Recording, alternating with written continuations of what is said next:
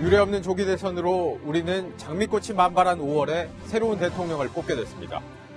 이제 잠시 뒤면 청와대 새 주인이 가려집니다. 국민들은 한순간에 나라가 바뀌는 기적을 바라는 것이 아닙니다. 기본과 상식에 충실한 대통령의 모습. 정의, 소탈, 투명, 소통. 하지만 어느 때보다 국정 운영은 공백 없이 메꿔 가야 합니다. 빠른 내각 구성은 물론 급변하고 있는 국제 정세에도 발빠르게 대응해야 합니다. 엄중하고 복잡한 현실을 해결해야 하기 때문이죠.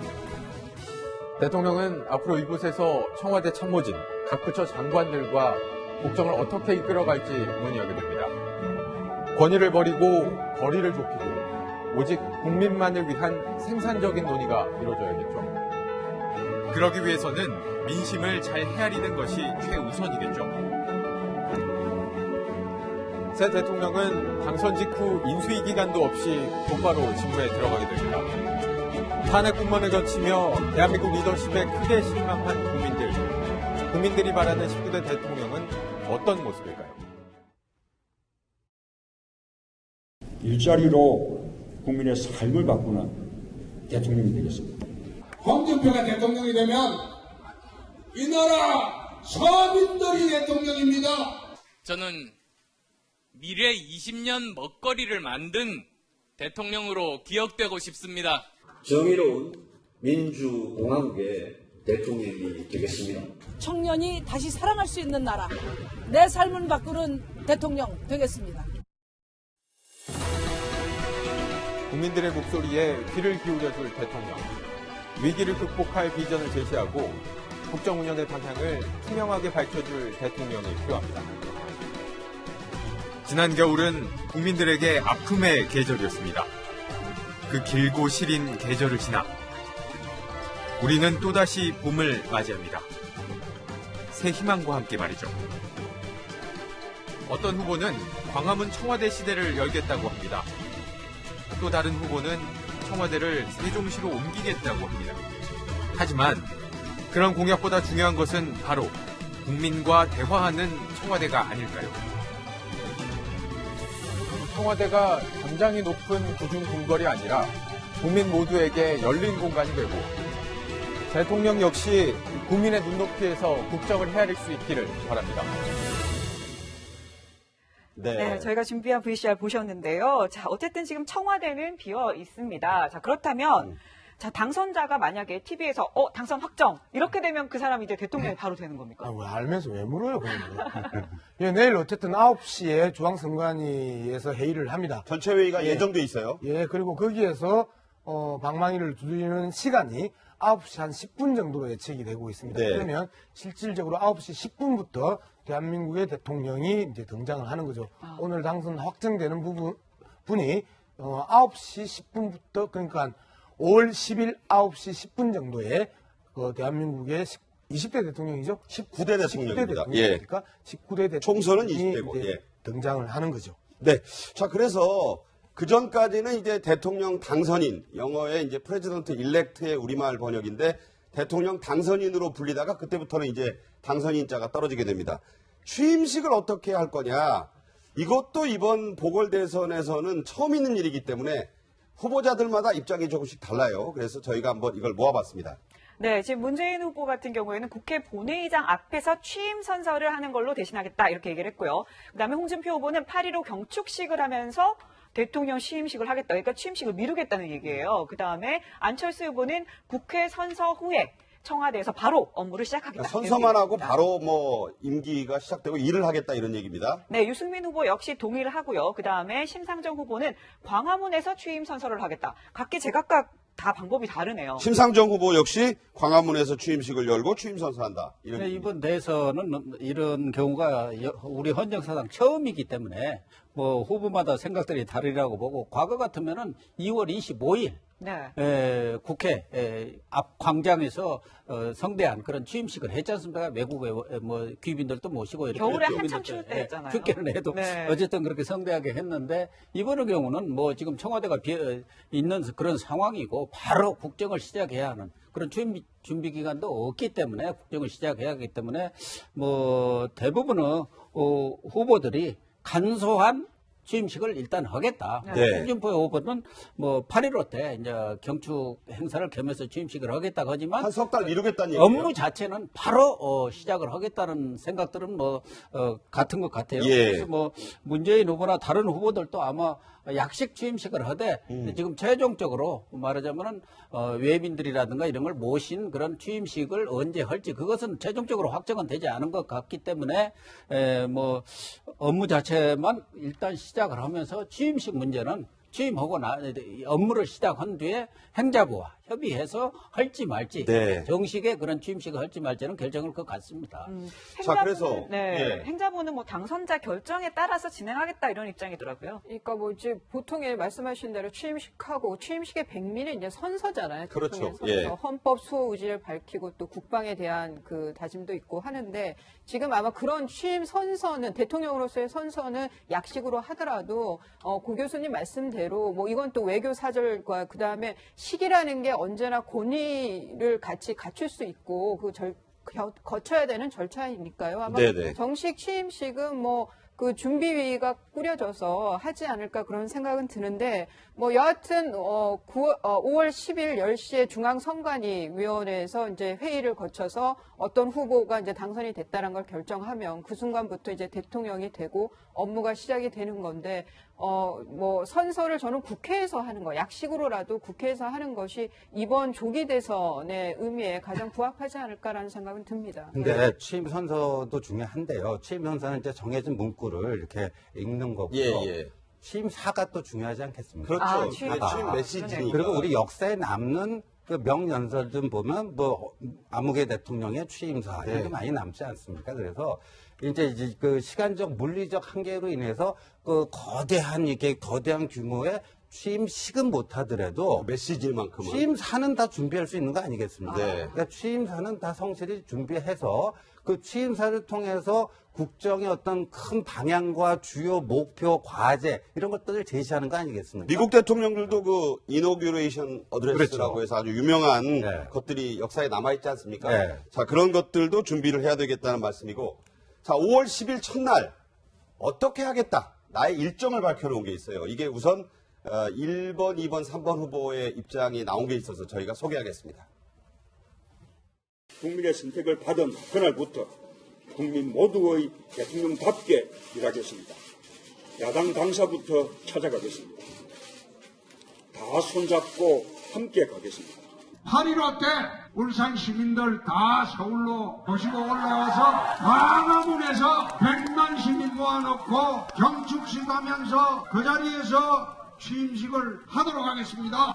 인수위 기간이 없기 때문에 정말로 할 일이 많습니다. 제가 당선된다면 취임식 할 여유가 없습니다. 바로 국회에서 선서하고 업무 시작하겠습니다. 여러 가지 일들 시작하는 입장에서 더 열심히 뛰겠습니다. 세 후보 모두 취임 첫날부터 바쁘게 움직이겠다. 이 입장은 같은 것 같아요. 문재인 후보 같은 경우에는 야당 당사부터 찾아가겠다. 이렇게 얘기를 했어요. 아마 뭐 제일 먼저 찾아가는 것은 현충원이 아닐까 합니다. 국립현충원 가서 대통령 당선을 선열들한테 고하는 그런 절차를 거치고 그다음에 문재인 후보 경우는 가장 중요한 것은 이제는 협치를 대통령이 되면은 끌어가야 할 입장이기 때문에 야당 당사를 방문하겠다 이렇게 했는데 현실적으로는 대통령이 바로 되면은 그 다음부터는 바로 대통령 경호가 들어오지 않습니까? 그렇죠. 그렇기 때문에 당선자 시절 아니 뭐 후보 시절과 대통령 당선자도 아니고 대통령하고는 좀 경호 문제라든가 여러 보안 문제들이 있어서 사설팀은 이제 다 빠져야 되겠죠. 과연 당사도 그것도 뭐 한 것도 아니고 지금 나머지 적어도 4개 당사는 찾아야 다녀야 할 것 같은데 그게 과연 가능할지 그렇지 않다면은 국회에 야당 당사가 아니라 예. 대표실이 있고 또 원내대표실이 있기 때문에 그런 것을 방문하는 걸로 혹시 대체하지 않을까 그건 좀 지켜봐야 할 것 같습니다. 네.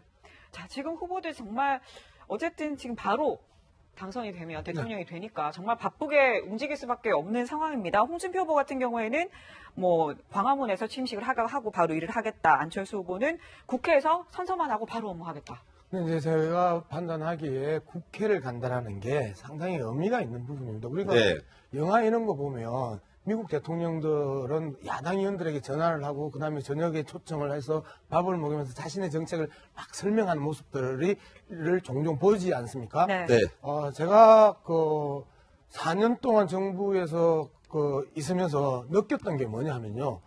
아무리 우리가 잘 만들어놔도 국회에서 네. 행정부에서 만들어서 국회에서 통과 안 시켜주면 말짱 도루묵이거든요. 네, 네. 그러니까 자신의 국정 철학을 관철시키기 위해서는 국회의 도움을 받아야 됩니다. 그렇죠. 그러면 수많은 공약들을 내놓고 그 공약을 지키기 위해서는 국회로부터 도움을 받기 위해서는 여당 이제 대통령이 되면 그 당이 여당이 되는 거고 나머지는 다 야당이 되는데 야당의 협조 없이 불가능하다는 거죠. 일단 총리 인선부터 그렇게 그렇죠. 그렇기 때문에 저는 경호 문제나 여러 가지 일정의 문제가 있다 하더라도 상징적으로 현충원 이후에 두 번째 행보는 야당 당사를 찾아가서 그 당사의 당 대표들과 함께 의논하고 그다음에 잘 부탁드립니다 하고 머리를 숙임으로써 대한민국 국회가 실질적인 대통령의 국정 철학을 일정하게 뒷받침해주는 그런 분위기를 만드는 게 가장 중요하다고 생각합니다. 네. 네.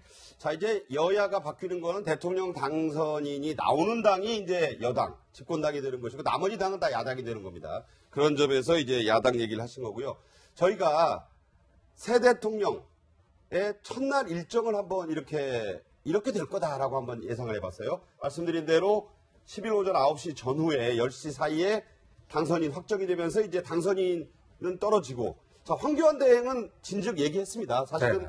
확정되면 물러나겠다. 또 나머지 박근혜 정부의 각부 장관 등은 다 사의를 표명할 것으로 보이고 국립연충원 방문과 안보 브리핑. 자, 이게 국방장관으로부터 이제 군통수권을 넘겨받는다는 그런 절차가 있고 이미 한광욱 비서실장 이하 다른 참모들도 사실상 다 물러난 상태 아닙니까? 그렇죠. 그래서 이제 아마 청와대 어떤 후보가 당선되는 거에 따라서 수순은 조금씩 다를 수 있겠지만 크게 보면 청와대 인사부터 시작해서 그 다음에 내각으로 갈 수밖에 없는. 그리고 이제 청와대 인사도 그냥 뭐 비서실장과 안보실장 주요 수석들을 다 완샷으로 할 것인지 아니면 이제 비서실장부터 해놓고 순차적으로 해나갈지. 그 다음에 총리도 말이에요. 내각도 우선 일단 총리를 먼저 지명을 하는 게 우선이고요. 왜냐하면 누가 대통령이 됐던 총리의 그 헌법상의 그 권한, 임명, 내각에 대한 임명, 국무위원에 대한 임명 제청권, 그러니까 뭐 이런 것들을 보장하려고 하는 모습을 보이지 않을까 싶어서 그런 식의 어떤 인사가 이루어질 것으로 예상됩니다. 자, 이 1987년 대선 때 80%를 넘긴 이후에 이번 대선에서 과연 투표율이 또 20년 만에 80% 넘을까 하는데 그때 기억을 해보면 이 첫 번째 총리에 대한 인선 그때 김종필 총리를 지명을 했었는데 야당이 상당 기간 안 해줬잖아요. 그러니까 이게 지금 보면은 여야 관계가 어떻게 정립되느냐 아까 야당 산사 가야 된다 하는 얘기 있었는데 어떻게 보십니까? 상당 기간이 아니라 한 6개월 정도 못했을 겁니다. 지금 기억에는 그래서 총리 설이라는 것을 임명을 해가지고 지금은 설 제도도 없죠. 예. 그러니까 그때는 설이라는 것을 임명해서 이제 총리로서 역할을 했는데 이번의 경우는 뭐 국회가 협조하지 않고는 여당이 과반이 지금 안 되지 않습니까? 120석분이 안 되기 때문에 불가피하게 야당의 협조를 받고 만약 여당이 민주당이 된다면 네, 민주당이 된다 하는 경우 문재인 후보가 되는 경우 누가 돼도 마찬가지예요. 그렇죠. 지금 뭐 여소야대니까요. 그렇죠. 네, 누가 돼도 마찬가지입니다. 여야 누구 그러니까 대통령이 안 된 야당의 도움이 없이는 총리 인준은 물론이고 또 뭐 각부 장관들 인선하는데도 여러 가지 말하자면 청문회 문제라든가 이런 것을 거쳐야 하기 때문에 어려움을 겪을 수밖에 없기 때문에 그래서 아까 예를 들면 문재인 후보 같은 경우는 제일 먼저 야당 당사를 찾겠다. 그러니까 협치를 하겠다. 그런 얘기 아니겠습니까? 그와 맞물려서 하나는 좀 통합 어떤 그 본인도 이 얘기를 했습니다만 통합 정부. 그러니까 협치의 대상으로서 꼭 지금의 현재 민주당에 있는 인사들 외에도 폭넓게 인사들을 좀 썼으면 좋겠고, 또 하나 야당의 협조를 받는 방식 중에 하나는 대탕평 인사를 하는 겁니다. 네. 그런 얘기가 지금까지 가장 문제가 됐던 인사가 말하자면 편중된 인사니까 지역 편중. 그리고 뭐 어디에서는 뭐 종교다 무슨 이상한 얘기까지 나왔지 않습니까? 그런 편중 인사가 아닌 탕평 인사를 하는 거. 그렇게 될 경우 뭐 야당이라든가 타당들도 협조를 하지 않을 수 없는 없지 않겠나, 그런 것에 대한 인식부터가 대통령이 되신 분이 가져야겠다. 뭐 문재인 후보가 그렇게 그 대통령이 되면 또 그렇게 하는 거고, 저는 또 홍준표 후보가 대통령이 돼도 계속해서 좌파 척결, 뭐 좌파 정부 이야기 이제 그만하시고. 네. 그 좌우를 아우르는 정말 국민의 대통령, 그 통합의 대통령이 나는 됐으면 좋겠다, 그런 생각도 합니다. 네. 과거 미국의 링컨 대통령이 정적들의 내각을 꾸며서 훌륭한 정치를 했던 정신으로 되돌아가야 한다는 전문가들의 목소리도 있습니다. 자, 어쨌든 이 선택 이제 7시간 10여 분 정도 후면 투표함이 마감이 될 텐데요.